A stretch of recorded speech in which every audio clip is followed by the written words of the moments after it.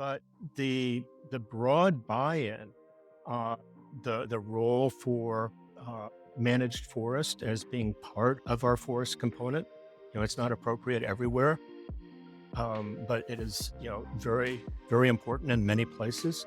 The degree of buy-in for that, and then the very same material going into these sustainable buildings where we're so concerned about where carbon and the climate is taking us kind of thing, and here you've got something that can greatly reduce the carbon released and associated with the buildings that we build. It's a huge deal. And so you've got a fair amount of common ground has come together around mass timber.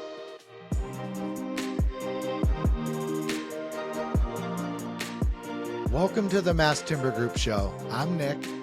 And I'm Brady, and we talk about the green building revolution. Our guest today brings a pretty unique perspective on the mass timber industry here in America.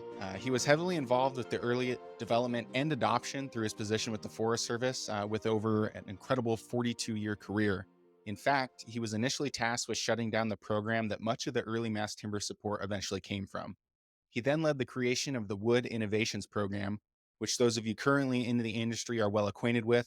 But for those of you who are not, that program expands and creates markets for wood products and wood energy that support long-term and sustainable management of our national forests, plus other forest lands as well. It's a very important mission, there's no doubt about it. Based in Washington, D.C., he is now the founder and president of Mass Timber Strategy, a consultant agency focused on helping businesses, government, and nonprofits adopt mass timber. With that, Nick and I would like to welcome Mr. Steve Marshall to today's show. Steve, thank you for being here. Brady, I'm happy to be here. And thank you, Nick, for inviting me as well. No worries. Well, let's jump right into it and get into a little bit of your story. So, where in the world did you come from? Well, I grew up just outside of Washington, D.C., in the D.C. suburbs, and left after high school, migrated to the Western U.S., first to Arizona and then Montana. And I began my Forest Service career in Great Falls, Montana. And where are you based now? I'm in Washington, D.C. My last 20 years or so with the Forest Service were in Washington, D.C. in the national office. My technical training was as a geologist, and so I came into the national office in that role. And then over time, I became more involved in economic development issues and some other things. And so I kind of had a zigzag career that nobody could have mapped out ahead of time. By the time I picked up the wood products market development work for the agency, I was kind of in an executive role, and I had a bunch of different things that I was responsible for. And I was, as you mentioned in your opening remarks, I was given that particular program for the purpose of shutting it down. I was given a year and a half to shut it down. And during that time period, we thought better of it and gave it another shot, and things have worked out well. What was that program initially called, Steve? It was the Woody Biomass Grant Utilization Program. And and why were they looking at shutting it down at the time? Essentially, they weren't seeing the return on investment that they wanted. There was a lot of frustration. There was a urgent, broad need for seeing more forest treatments in the western states, and that program was not seen as making the scale of contributions that were going to make much of a difference. There had been certainly been successes within it, but overall, there was not a broad impact that the institution was hoping for at that time. So, the career path was mostly in the U.S. Forest Service, right? So, just Yes. until recently, you kind of split off. Yeah, I retired from the federal government late in 2019. I had been recruited by Brian Fair from British Columbia, who had recently acquired two different cross-laminated timber companies and folded them into today's Smartland North America. And he called and asked if I would, help build that out a bit. And I did that initially for about a year and a half. And then I've been out on my own. It was Mass Timber Strategy since then. What were some of the big takeaways, or maybe kind of like a win or something that you helped out with Smart Lamb? Part of it was they they had a number of very capable people that did not have very broad exposure to the sector as a whole. So I believe I helped them understand the competition a bit more, help them understand some choices that were at hand, and just day to day, just did whatever needed to be done. I assume that a very large part of you moving into the CLT mass timber world privately came from your positions and the experience and the people that you worked with in the Forest Service. And as we kind of alluded to in the introduction, you were very much so there at the start of bringing that type of product to America. Would you tell us a little bit about how that kind of came about and kind of the evolution of your involvement with CLT with the Forest Service?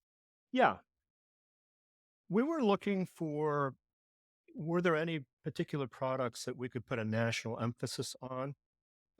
We needed to be, sort of open-minded to a lot of different products, but was there anywhere where we could be making a significant investment and maybe really make a difference and impact a market? And with the objective of helping material, particularly in the Western states, but helping new wood products come out of the woods, pay their own way out of the woods. And we looked at a series of different technologies that were interesting in many ways. And part of it was a matter of timing. The CLT sector had really evolved in Europe. It was pretty much absent here at the time. I like to tell people we have more CLT factories in the US today than we had buildings when we got started with this. It's a changed world. Um, but a lot of the influence that we had there in terms of how real this could be was taking a very close look at what was going on in Europe and the pattern of what had gone there, and then trying to compare it to where we were and what the nature of the opportunities were, and we bought into it. Two of the projects that were most influential at that decision point were one was in London and the other was in Melbourne, Australia.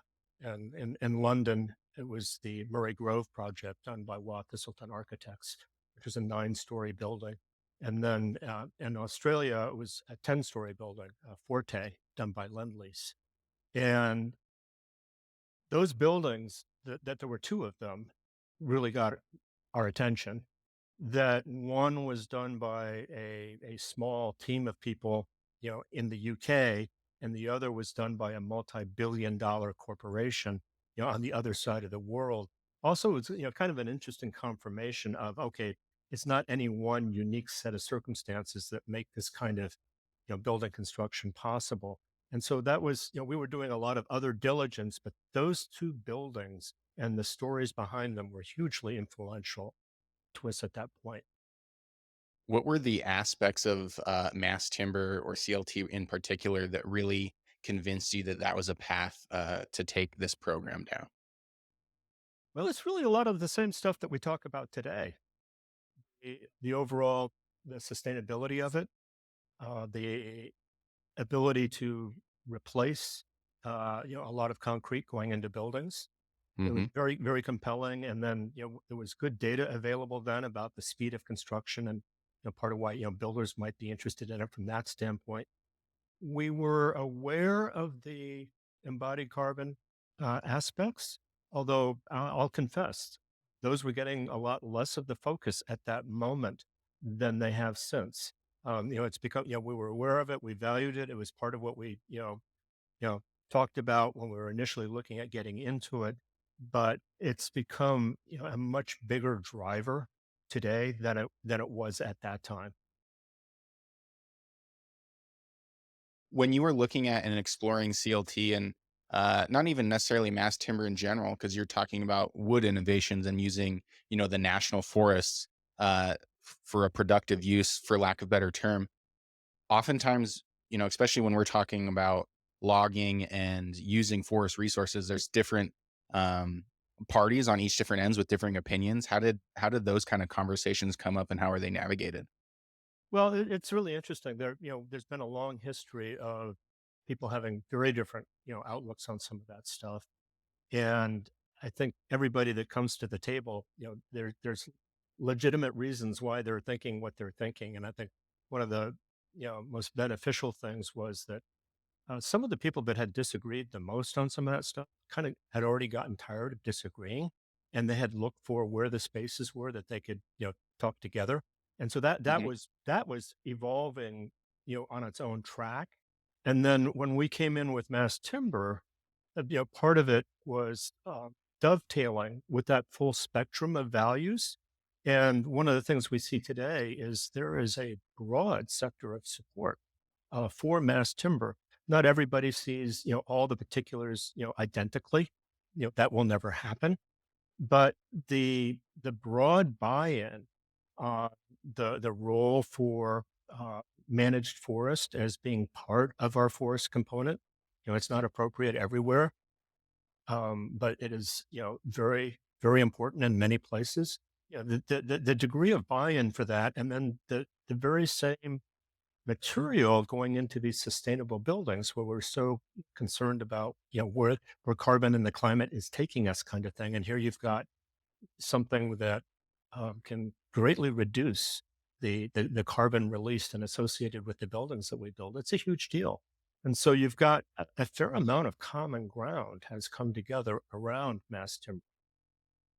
And it's such a young industry. Gosh, at the International Mass Timber Conference in Portland, weren't they wasn't the statistic about 1% of overall, maybe less, of the buildings currently are in being built in mass timber versus traditional stick frame, stud, concrete, steel, or brick?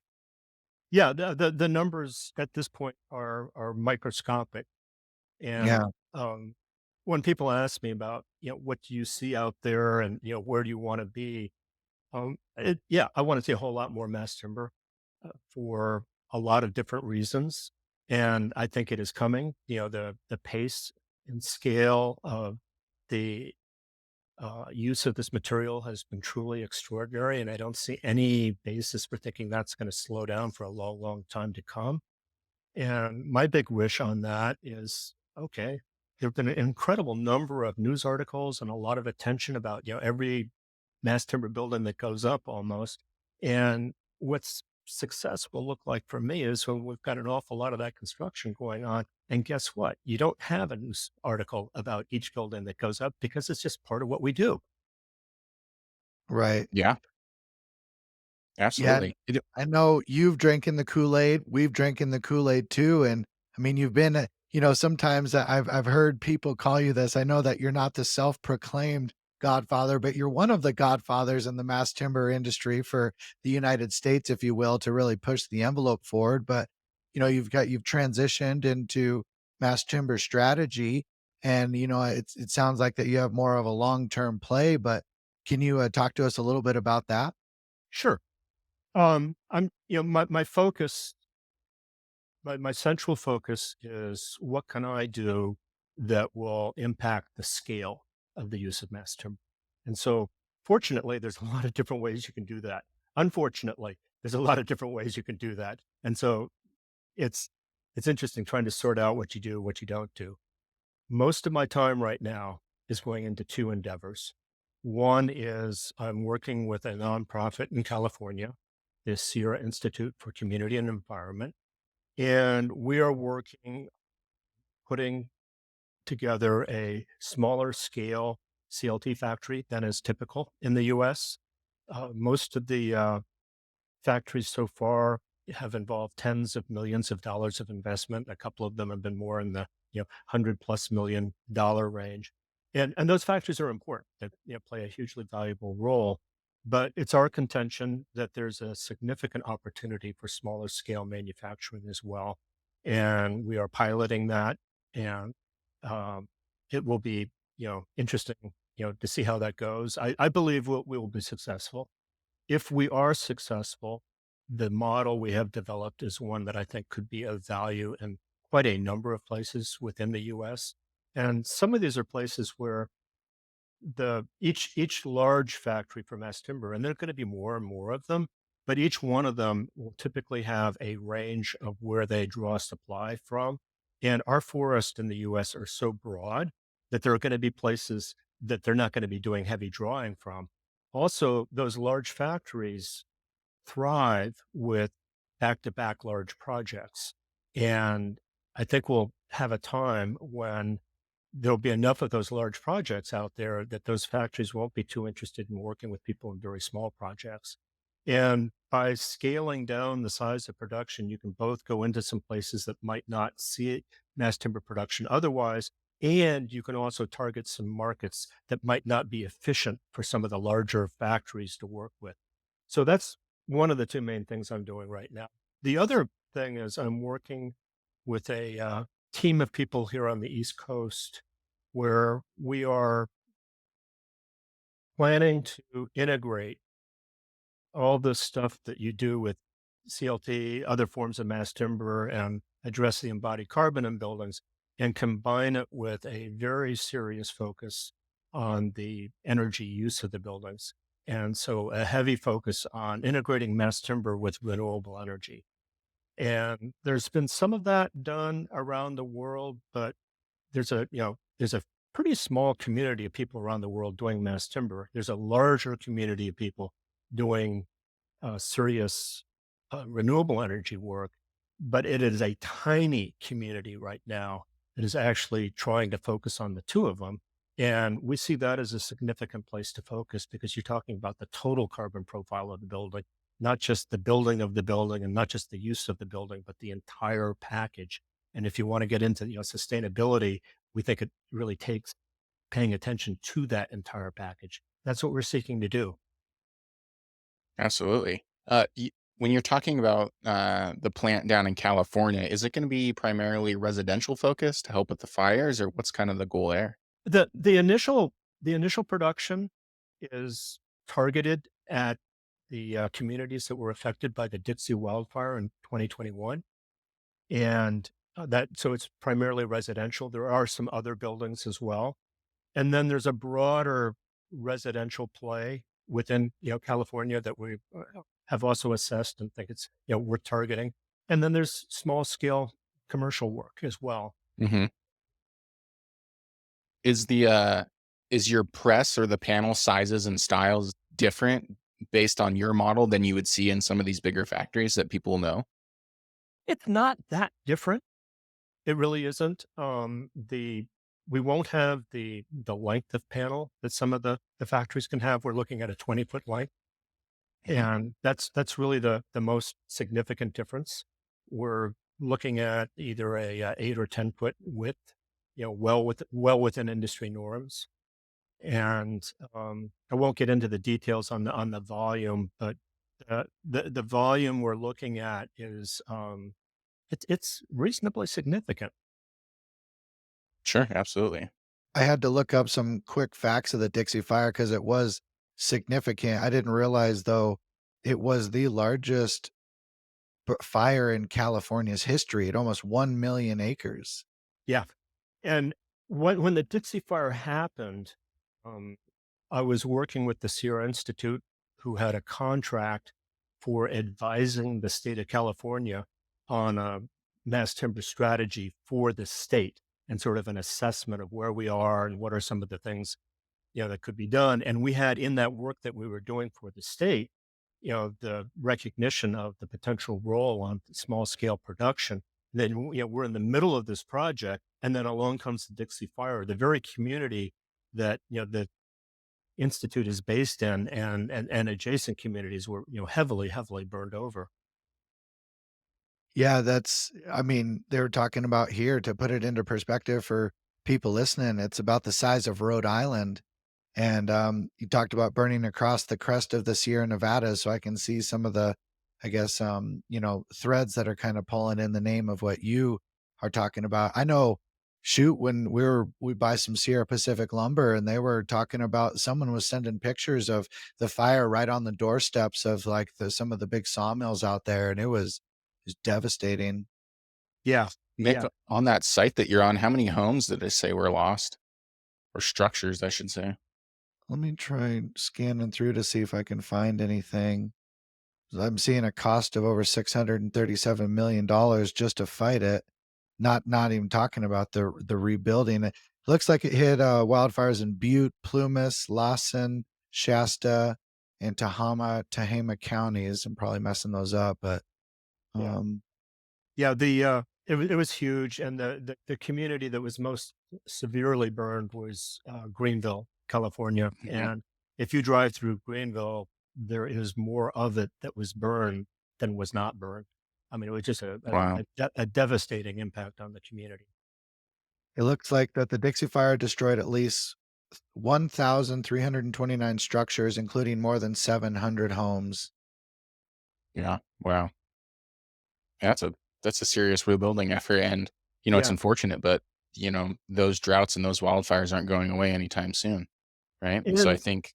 yeah, and with the gun home building with people there, even though, we're still working on putting the factory together, we've teamed up with, Atelier Jones Architects out of Seattle, Susan Jones, and Mhm. offered people, CLT housing, and then we have gone to other manufacturers and purchased CLT from them to get the first houses going, and the first 3 people to buy houses from us had all received settlement funds from the utility, the public utility, whose electric lines, initiated the fire.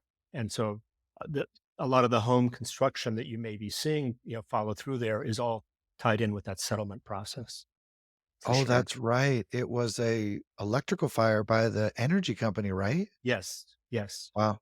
yeah, and Yeah, that's terrible. it's not the first time that's happened in California. Shoot.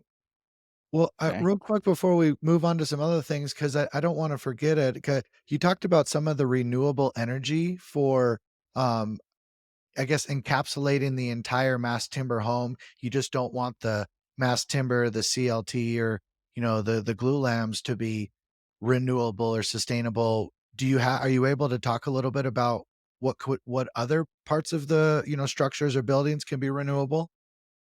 Well, the with the, renewable energy, what we're looking at is very heavy use of, solar energy on site.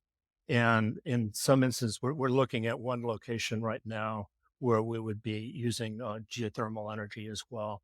But it's Cool. primarily a very aggressive use of on-site solar. Nice. And this is all anecdotal and not necessarily. I don't have my facts and my numbers right in front of me, but I know with some of the rates that are being charged by utilities in certain captive markets, and with future rates coming down the line, I know I looked at putting solar on my house right now, and it was almost a wash for for the cost to get solar installed with a loan versus the rate that you're paying, not accounting for any future rate increases. I think solar is becoming more accessible now than it has been in the past. Yeah. I think in many ways, yes. The solar sector, as I understand it, has, some of the familiar, supply chain constraints that Hmm. we're experiencing with other products as well at this moment in time. But that's an ephemeral thing. It won't stay that way. And so one of the, people that's part of this team that's working on this stuff has got a heavy background in solar energy. And so I'm bringing the mass timber component to the company, and then he's bringing in the solar energy. And we've got some other people with other expertise as well that are coming together on this. So you went from a very long career in the Forest Service and then moved into the private sector, and now you're doing consulting with all these various different organizations. And then throw COVID in the middle of all that, or towards the at least in the private side. What were some of like the challenges and opportunities that you had or had to overcome, kind of over the arc of bringing mass timber in, that kind of really stand out to you? Well, and initially, it was fairly hard to get a lot of support from mass timber. There were people that were already doing it. There were people that understood it more than I will ever understand it. And but there were very, very few people that were sort of Hmm. these, true believers that were out there. And then there were these broader constituencies that needed to be engaged. And one of the first things I did was try to reach out to, some different groups that it would be handy to have them working with us as we initiated this. And most of them said, "No, no thanks." They wished as well. They interpreted it as being rather speculative, or in the case of one or two institutions that was too tangential to their core role. That said, we like it, et cetera, but we've got to make choices, and this is just Right. this is a little too on the side for us. But there were specifically people out there saying this won't happen, and that was interesting. It was one individual in particular had a very specific thing on timing, and indicating that this will not happen for another 20 years. That she happened to believe in the technology, she just didn't believe in the timing of trying to introduce it into the U.S. at the time we were looking at. What times were you or what year was this that you were I guess it was such a, the early stages that people were, because I mean, you go out and about into the world today, every single major city in the US, it's starting to sprawl into, smaller areas and towns. I mean, the proof is in the pudding and, there's it's everywhere. It's just absolutely exploding. So when was the times that you were getting kind of a wall? That was during the first half of 2013, when I was sort of doing an assessment as to whether or not we should take the plunge on this. Mhm. And if we did the plunge, who's going to be ready to work with us, and, who would come on board with this kind of thing. It was in the first half of 2013. We late In mid 2013, in August of 2013, we made the decision to move forward with it. And one of the first things we did was we held a summit on wood and green building at the White House. And that Mm. was in early 2014. And even at that summit, there were people that came and participated in the summit that I went back to them. And these are people I'd reached out to previously. And it sort of thought, okay, you know, we're getting some traction here. We'll get the White House to sponsor this. Are you ready to sign on now, kind of thing? And a couple, no, no, I'm glad to be here. I support you 100%, but I'm just not ready for this. 'Cause you were talking to the top, right? Like, it was I mean, it wasn't just like a couple, guys and gals saying, "Hey, we can do this." I mean, you had the data, well, and, I'm curious, was there anybody in the beginning that, kinda jumped off the cliff with you a little bit and kinda, maybe they're still doing big things, or was there any companies or names that really kinda helped, push the envelope like you were doing? Well, there were some individuals with the American Wood Council that were Mhm. hugely valuable. They've the people I was working with there have retired at this point or moved on, and so it's different players today. But uh, they were hugely valuable. Jennifer Covert with Woodworks was Okay. already hugely focused on mass timber, and so for me it was partly a matter of catching up with her. And she had a much broader understanding of it, had already made an institutional commitment to it. And so one of the things that we did early on was we partnered with Woodworks on that, and that partnership still exists to this day. Um, For those listening who don't know what Woodworks is, Steve, would you give us a brief synopsis? Sure. Woodworks is a nonprofit organization that is primarily staffed by engineers and architects, and they help people design and build with wood on non single family home projects. It needs to be commercial construction or multifamily home. And the reason for that distinction is that in the U.S., stick frame construction uh, dominates single family home construction.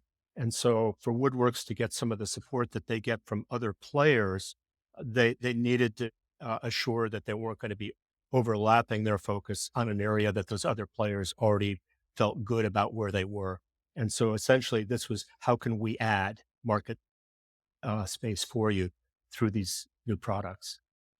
More wood in construction, because commercial construction is on the flip side very dominated by concrete and steel, right? So that's where they Yeah, were trying to tap in there.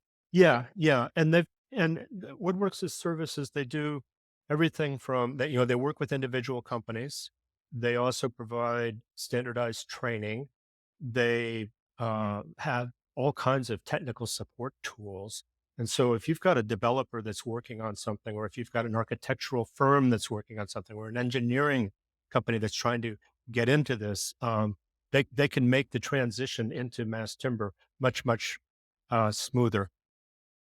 Yeah. So we've talked about a couple. You talked about the Wood Council and Woodworks. Is there any other players or factors that are happening right now that you think are really helping push the industry adoption forward? Oh, there's a bunch of them. Uh, one of course would be the softwood lumber board and the role they play. It's been hugely influential, and that's funded out of a self tax that uh, larger sawmills contribute to based on their volumes of production, and that's been hugely influential. Also, you've got things like, the building code changes that took place here in the US, and you had to have the International Code Council, you know, come in, closely and be involved in that whole process to even entertain the question. They set up a committee to take a close look at the use of mass timber in tall buildings. And consequently, the 2021 building codes were changed. And many states have adopted that code. It's states adopt codes at different paces, but right Hmm. now you've got the 2021 code on the books, and some places have adopted it outright. And places where it hasn't been adopted, people have been able to point to it and say, "Well, look, going through the alternate means and methods provisions in the code, yes, you haven't got that code here now, but it is available to you nationwide. So I'm not making it up that this is safe." And there have been buildings that have gone forward on that kind of basis as well. Is there For anything sure. that stands out, more in recent time?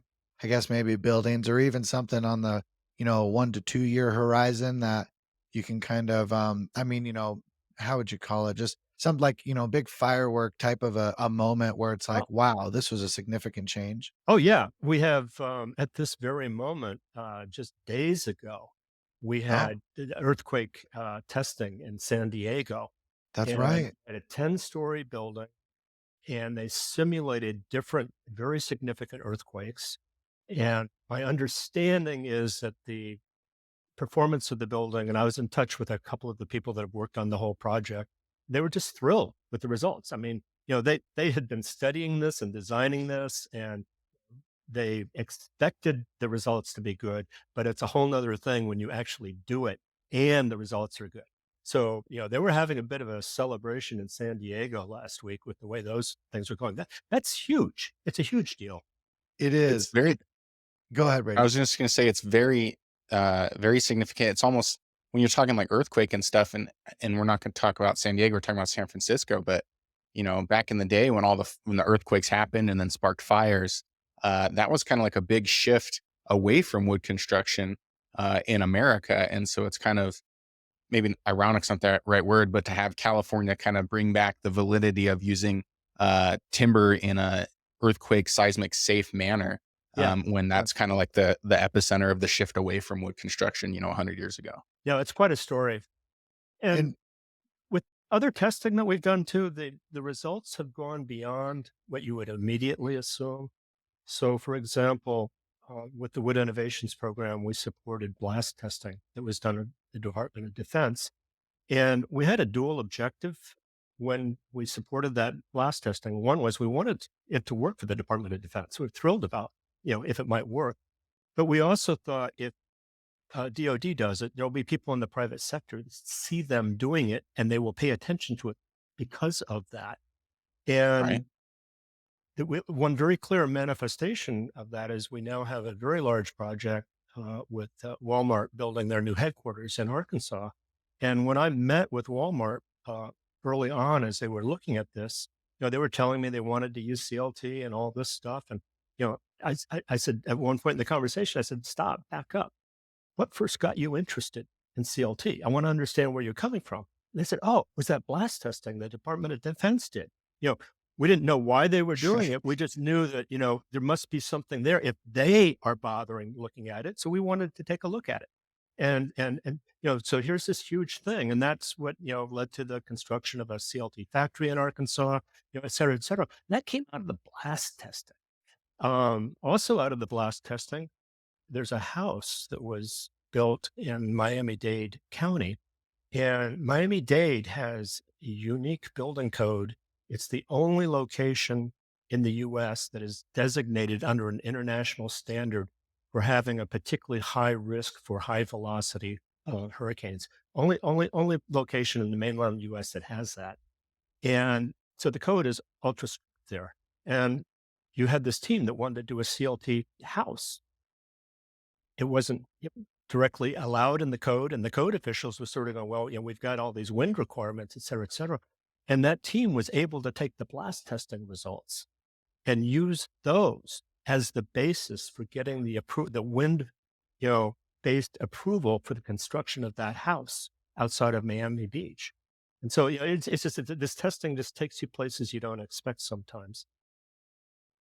Yeah, it's like almost every day or every month now. I mean, it's like we're in the hockey stick curve of adoption where it's just this snowball effect, and it's a conversation everywhere. But I people should look up the 10-story shake table and get an idea. It's under video. It shows it shaking, and to put it into comparison, it's a 10-story building made out of different parts of mass timber, CLT, cross-laminated timber, glue lambs, and the testing went to a 7.7 on the Richter scale of an earthquake, Yeah. and they stated no structural damage. Yeah. It's No, incredible. unbelievable. It's It's like incredible. Yeah.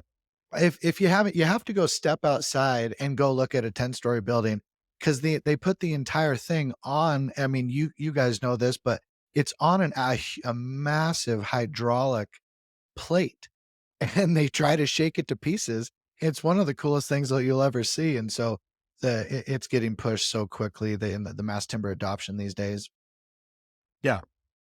That's So pretty exciting. And, I'm sure it will have ramifications. yeah, yeah, 100%.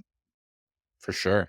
Um, well, Steve, I mean, we really appreciate you talking about the start of mass timber and walking us through the journey and the challenges and where we're at now and where we're going. Part of the this kind of series that we're putting together is we're trying to speak to people that are either new into mass timber or new into the building careers. And so we kind of have some standard questions that we'd like to ask you to provide Okay. some value to them. Is that okay with you? That's great. Perfect. So I'll go ahead and ask the first one. It's a little bit education based. But what is your favorite book, podcast, or show? It's funny. Commonly it's the last thing that I looked at. And in this case, it is the last thing that I looked at, but it's terrific. Just over the last couple of days, I had a chance to read Shigeru Ban's book, Woody in Architecture. And it's a phenomenal book. His career is phenomenal, but the story told in the book is phenomenal as well. And I actually learned some stuff from it. And then in addition to finding it as an inspiration, there were actually a couple of things in there going, oh, I didn't know that background story kind of thing. And it's really great. And it's heavily illustrated. It's great to look at and see. And so it's just an inspiration. Yeah, thank He's you. he's an impressive individual. If, people should Google the Swatch headquarters, it's a massive mass timber building, which now the Swatch, watch and Omega are in. He's incredible. He was on stage a couple years ago at the conference as well. Um, if you if you could, guide somebody who is starting in the industry, the mass timber industry, really, I mean, it could be in the Forest Service or it could be just in general. What's something that you could share with people? Maybe some wisdom that you found along your path, to be like, hey, maybe try and go do this or go do that and keep pressing and you'll kind of find your way. Does anything come to mind? Oh, there's a couple things, and one is be you. There will be a whole lot of people telling you who you need to be, and you need to sort that out and be you. And as someone early in a career, and you see all these people that have more experience than you and stuff, it can be intimidating. And just remind yourself that all of those people had the same moment in their career that you're at in your career, and as long as you're focusing on, always improving, you will improve yourself. You may improve your team. And every now and then you may be fortunate enough to improve the world a little bit. Great words of wisdom. Who inspires you in your industry? Is there somebody that you looked up to? Did you have a mentor? Is there somebody that people can look up to and say, "Hey, this is how Steve came to be Steve"? I had too many of them to mention. No, seriously, I'm a dyslexic, and a lot of the learning that I've done over the years has been through direct communication with people, and that's been the most effective means for me. And fortunately, a lot of people are very amenable to sharing what they know, or helping you you know figure out a particular thing that you're trying to figure out, whatever. And we're incredibly fortunate in the mass timber space in that you've got these leading architects, engineers, you've got these educators, you've got, the developers and the manufacturing companies that are out there going into a new space. It's a pretty thrilling community. And it can be deceptive. You see all that and it makes you think that this is all easy and exciting. And it is exciting, but it's also hard work, and there are hard moments in that hard work, and you just kind of need to be ready for all that. I mean, we've had factories that have been announced that were never built. We've had companies go through major transitions. I know plenty of people that are on their third job within the mass timber sector. Hey, I'm on my third one myself, but I know a whole lot of people that are on their third. And so change happens. It's a little bit of a roller coaster, but there's a ton of incredible people engaged there. And so I would really feel awkward just picking out, one or two of these people, because there've been so many that have been so important. Fair It's enough. interesting what I keep hearing this, and I know I'm sure that you guys have too. It's almost like that it's not a big deal anymore for the competition to come to a table and kind of talk and kind of run down the same path together. There's so much business out there that it's just flooding in, and half of the battle that and a lot of the industry is realizing is there's an incredible amount of front end work and design work that needs to be collaborated. And so all of a sudden you're seeing these construction crews or GCs or engineers, architects, like these firms who are like, two cats in a box, and they would be fighting against each other, but now it's more of an educational story. I mean, I hear we went and toured like the Beer Well Center at the University of Denver, that like, KLNA architects and engineers with Greg Kingsley, PCL Construction, and they've talked about and Woodworks was out there too. They talked about that they've gone. It's Mass Timber is the one of the only buildings where you keep getting called back to come and describe what has happened, because it's just so new and exciting, and so everybody's in the same room talking, and, it's just a different, it's much different than other industries, Yeah. it's kinda Yeah. cool. Yeah. Yeah. No, it's Um, it's it's uh been an incredible space to be part of. Yeah. Well, we have, one last question that we like to ask, but before we get to it, how can people find you? And maybe what are you looking for? How could people help you out for your next path? Well, you can find me two ways. My website is just masstimberstrategy, .com. And my email, if you want to get directly in touch, is steve@masstimberstrategy.com. And if you've got something where you're looking at, trying to move into mass timber, and preferably trying to move in a way that will have, a broad impact, um, love to talk to you. Working with a number of people on that front. I don't do a lot of working with people about a specific building. Woodworks will do a fantastic job working with you, and they're free of charge. I'm not. And hey, got to survive. Um, but no, they're very good. They're very good at that. And so a lot of times when someone calls, I'll talk about an individual building, but if it sounds like the individual building is going to be the whole conversation, then at that point I say, well, actually, there's a team that's ready there to work with you on that. But if you're working on a building because you're thinking of doing a whole series of related ones coming, then I would be engaged with you and help you with things like building the team that you need to do that. Fantastic.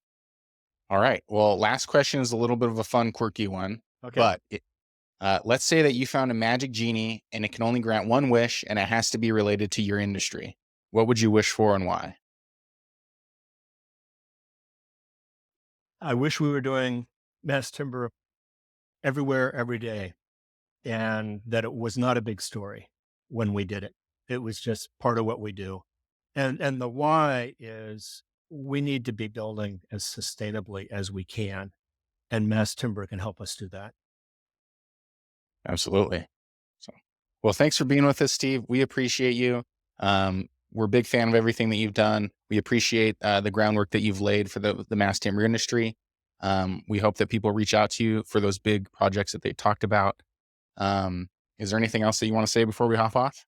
No, thanks. I'm looking forward to seeing your series here. I think it's great what you guys are doing. This is, I mean, people make this happen. Thank you. We Thank appreciate you it. kindly. This was awesome. We'll talk to you soon. Okay, see you guys.